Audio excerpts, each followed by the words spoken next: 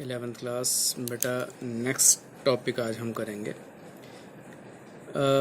Law of conservation of linear momentum. हम पढ़ चुके हैं पिछले वीडियो में, तो उसकी कुछ एप्लीकेशंस हैं जो आज हम डिस्कस करेंगे यहाँ पे। इनमें से एक जो फर्स्ट एप्लीकेशन है वो सबसे ज़्यादा इम्पोर्टेंट है यहाँ पे, that is when a bullet is fired from the gun recoil और given a kick in backward direction. जब भी चलो आपने शायद फायर तो नहीं किया होगा गन से, बट टीवी वगैरह में देखा होगा कि जब फायर करते हैं तो पीछे की तरफ गन भी जाती है। उस चीज़ को हम बोलते हैं रिकॉयल, जो पीछे धक्का लगता है। और इस चीज़ को जो स्टेबल गन को करने के लिए हम अक्सर इसको शोल्डर के पास रखते हैं ताकि उसको कंट्रोल कर सकें। अगर कोई आप बड़ी गन होती है तो उसके शॉकर्स वगैरह भी लगे होते हैं साथ में, ताकि पीछे जो उसको धक्का लगता है उसको कंट्रोल किया जा सके। तो ऐसा क्यों होता है, पीछे की तरफ क्यों रिकॉयल होता है, उस चीज़ को यहाँ पर हम डिस्कस करने लगे हैं। तो अभी क्योंकि हमने पढ़ा था कि according to the principle of conservation of linear momentum, किसी भी प्रोसेस या किसी भी इंसिडेंस से पहले और बाद में मोमेंटम जो है वो सेम रहता है, क्योंकि फायर से पहले मोमेंटम जीरो रहेगा, क्योंकि गन भी रुकी हुई है, उसकी वेलोसिटी जीरो है, और उसके अंदर जो बुलेट होगी उसकी वेलोसिटी भी जीरो है। तो दोनों का जो मोमेंटम का सम है that is equal to zero.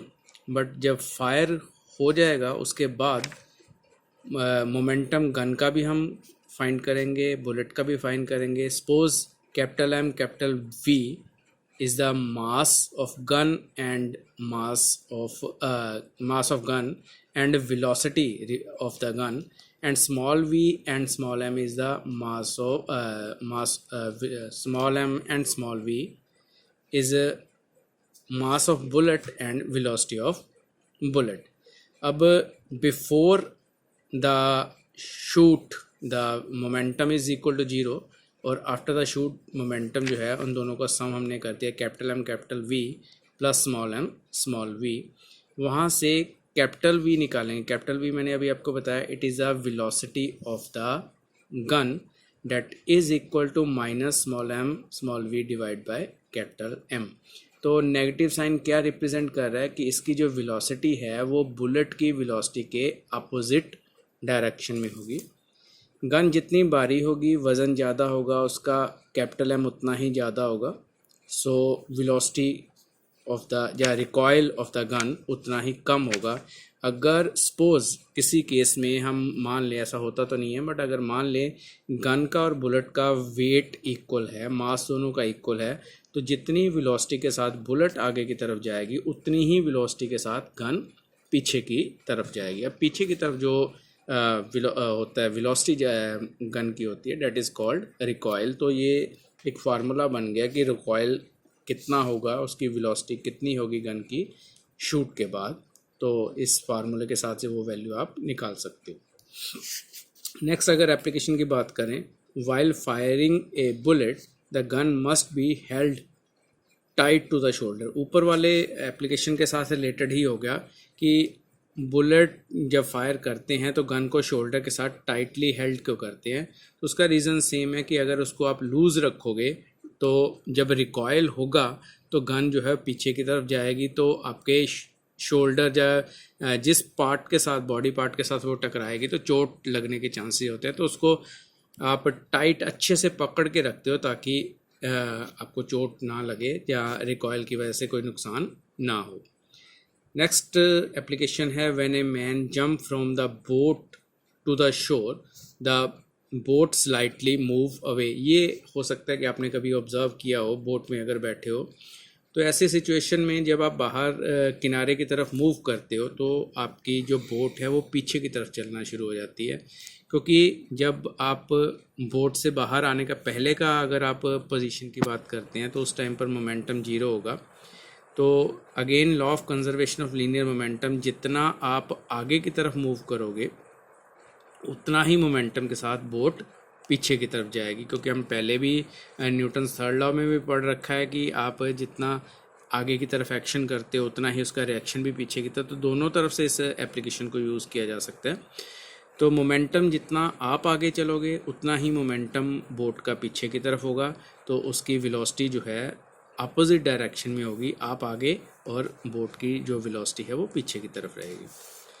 Next again rocket work on the principle of conservation of linear momentum. आपने ऑब्जर्व किया होगा कि गैसेस जब फ्यूल जो होता है बर्न करता है रॉकेट के अंदर, तो उसमें से गैस जो है बड़ी हाई वेलोसिटी के साथ निकलती है। गैस का मास तो बहुत कम होता है, बट क्योंकि वेलोसिटी बहुत बहुत ज़्यादा है, इस वजह से उसका जो है मोमेंटम काफ़ी ज़्यादा हो जाता है, क्योंकि momentum is a product of mass and velocity.